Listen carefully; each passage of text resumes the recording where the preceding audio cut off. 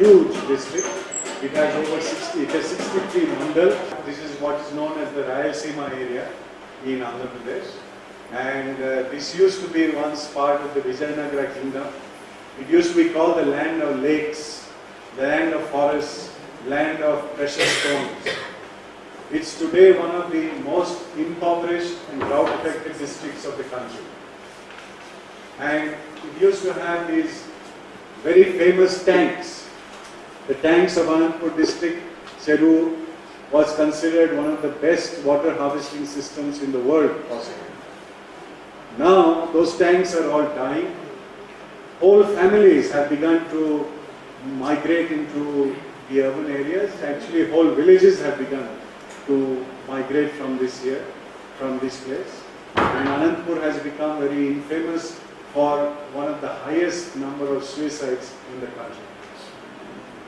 This is a general photograph of Anandpur, which all of you keep seeing most of the time, especially in the summer times. Let's take a look at what the Anandpur district has in terms of resources. Now, the district as such is a huge, it has 63 mandals, it's a very huge district. It's been divided into 3 divisions, the Anandpur division, the Dharmavaram division and Penukonda division. The soils in these areas, now in the northern part of the district you find black cotton soils, in the central region you find poor red soils, and in the high level lands you find sandy red soils. So soil-wise, soil structure-wise, it's not very well endowed. And looking at the rainfall patterns, the geographical location of the district itself is such that it gets the two monsoons. It gets the southwest monsoon and the northeast monsoon. But then it's too far away from the coast, so it doesn't get the full impact of the northeast monsoon. And it's in the rain shadow region of the southwest monsoon, so it doesn't get very much rainfall there. The mean annual rainfall that the place gets is just about 553 millimeters, which is very low in terms of for agriculture.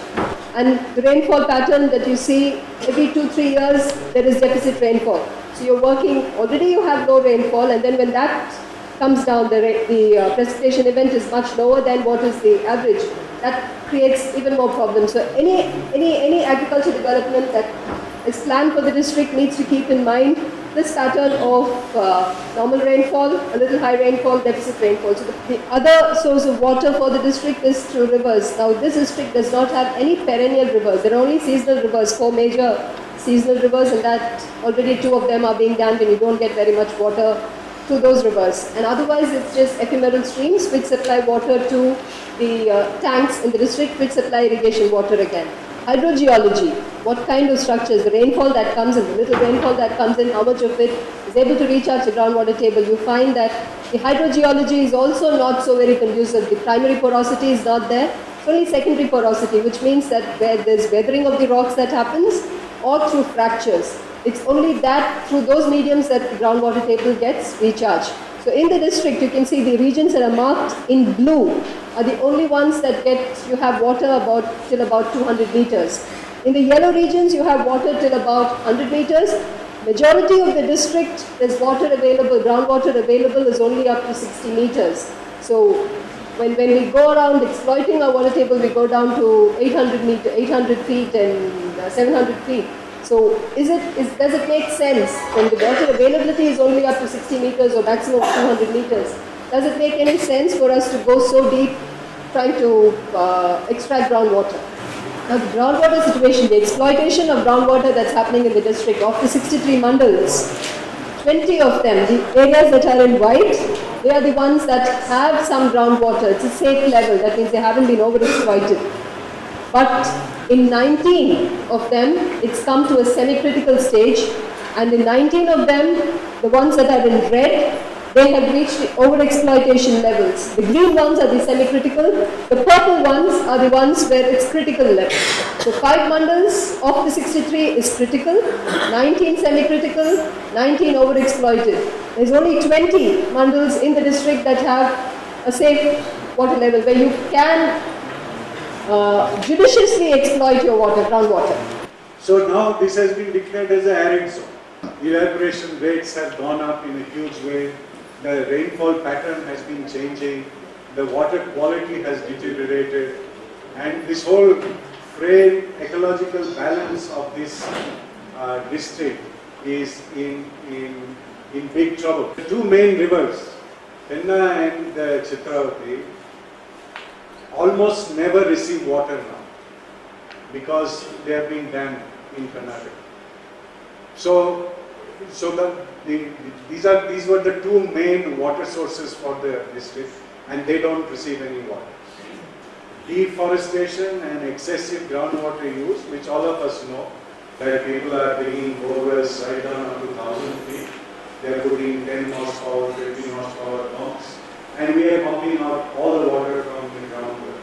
So surface water is disappearing, groundwater is disappearing, forests are disappearing.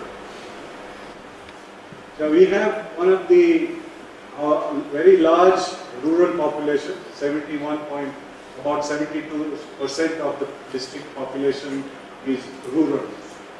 Of these, 61% of them are dependent on agriculture, and almost 90% of them are marginal dryland farmers who are trying to exploit this fragile resource. While the state indebtedness is low, or the indebtedness of the people, average indebtedness is 18%, our rural indebtedness is 45% according to government records. Of course, health conditions, as you know, have been deteriorating very rapidly, and whole families from villages, and whole villages in fact, have been migrating from this area. We have one of the highest number of suicides, I already told you. But this is a very interesting statistic that we found, that between 1901 and 2011, this 110 years, our population in the rural areas has increased by only 7.86%. And our population in the urban areas has gone up by 24%, almost 25%. Those who are involved in agriculture, cultivators, they have actually decreased from 4.88 lakhs at that time to 3.77 lakhs now. And agricultural laborers have increased from 4.62 lakhs to 6.52. So in the agricultural field, what we see today is that of nearly 6.5 lakh agricultural families are there in this district. Of this, 66% or 4.3 lakh farmers have less than 2 hectares of land. That is about 7 to 8 acres of land. Of these 4.3 lakh smallholder farmers, 75% of them are OBCs and Dalits. And all the traditional mixed cropping systems of diverse crops, including millets, etc., has been replaced by cash crops with focus on one crop of groundnut and a lot of a cocktail of chemicals. We also have this big problem of rain. So we don't get rain properly. We get maybe dry spells of 4 to 5, 6 weeks every year. And this is the crucial stage of crop growth. 11% of the net crop area is only irrigated. And we have high velocity winds. We get this between June and August, where the winds go up to 60 kilometers an hour speed. This particular thing about rain and high velocity winds is very difficult for plants, and especially the non-indigenous varieties of plants and the hybrid crops that have been promoted in the district. The next thing is the soils. I don't know how many of you have actually noticed it. I'm sure the farmers will have noticed it. I have noticed it in the last almost 4 decades that I have lived here, that the soil quality has changed drastically. The soil has become coarse in texture. It has become very shallow in depth. There is very low to medium organic content in the soil, and this has made the soil very, the water retention capacity of the soil has reduced immensely, and therefore it makes it even more erodible. It erodes even faster than it used to. But basically the soil quality here has been going down. We naturally have the problem of alkalinity and salinity in our soils. But what is known as sodicity, the amount of sodium in the soil has begun to increase very rapidly. And this, in fact, is very difficult for crops. But what we found, some more details, is that the land between 2003-04 and 2012-13, that is in the space of 10 years approximately, from 1,05,000 hectares of land that used to be used for non-agricultural purposes, it has grown to 1,50,000. That means almost 45,000 hectares has now gone into the non-agricultural sector. What used to be the permanent grazing grounds, 10 years ago the grazing grounds used to be on 35,000 hectares. Today, grazing ground available for pastoralists is less than 6,000 hectares. The land under, miscellaneous trees, wild fruits, and the old groves of trees that used to be there. This does not include the sown, like mango and all that has been sown. That's not what we are talking about. These are what was there from time immemorial. That used to be 37,600 hectares in 2003-2004. Today it's 9,400 hectares. So in whichever way you look at it, the common lands and the common resources have been shrinking, and it is going into non-use of people living. What are the major crops that have been grown in the district from 2008 to 2013? This is data gathered from published data by the district administration. So you see that there has been a general decrease in the groundnut that's been grown in the district. But food crops, you take ragi, bajra, kora, cowpea, green gram, all those things, it's definitely come down. And cotton, castor, these cash crops are the ones that have increased quite a bit from cotton from 1611 hectares in 2008-2009 has gone to 27,643 hectares in the district by 2012-13. So food production has taken a back seat. Cash cropping, market economy is what is happening in the district right now. So, now let's look at what the actual ground situation is in Anantapur. You find that there's decreasing groundwater levels, but the number of borewells that are being dug is just increasing. So from food crops, the shift has been to non-food crops like castor, maize, cluster bean, cotton. And with government support and subsidies for drip irrigation and for poly houses, a lot of farmers who were going in for water-intensive crops, and increased use of chemicals, agrochemicals has also happened as a result of this kind of agriculture. They were going in for market economy, but the market development hadn't happened simultaneously. You grow crops for the market, but if you don't have a place to market your produce, then it doesn't work for farmers. They're not able to directly deal with the market. They have to go through middlemen,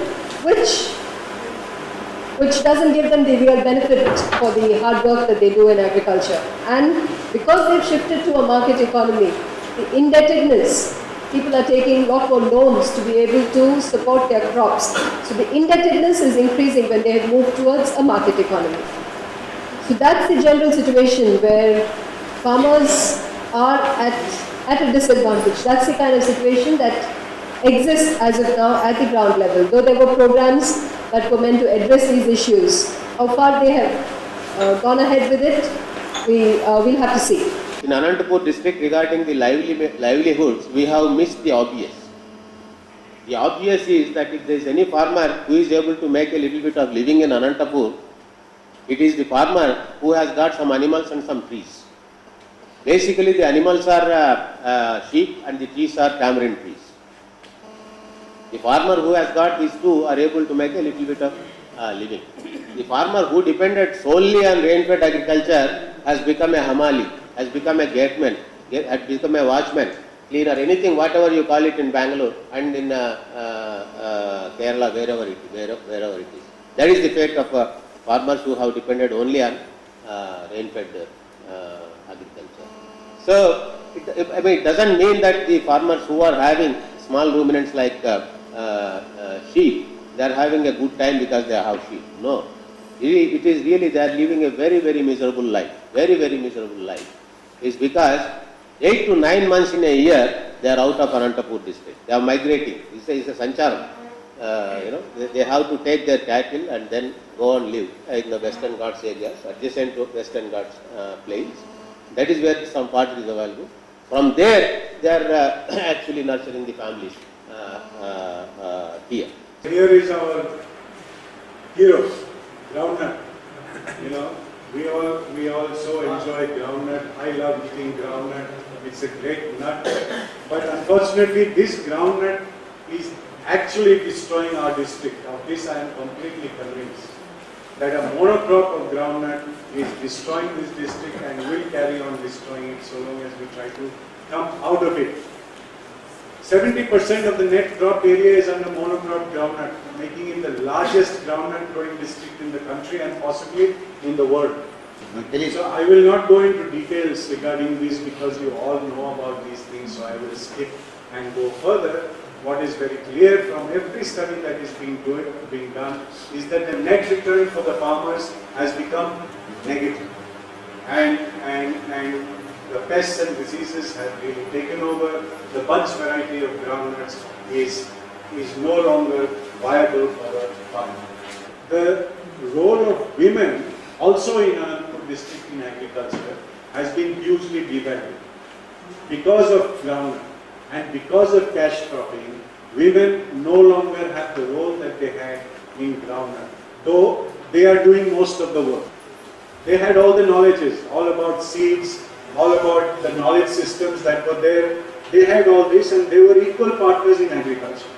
But with the advent of cash cropping, because groundnut is a cash crop after all, and then the cash crops that you see nowadays, more and more the women have been thrown out of the decision making.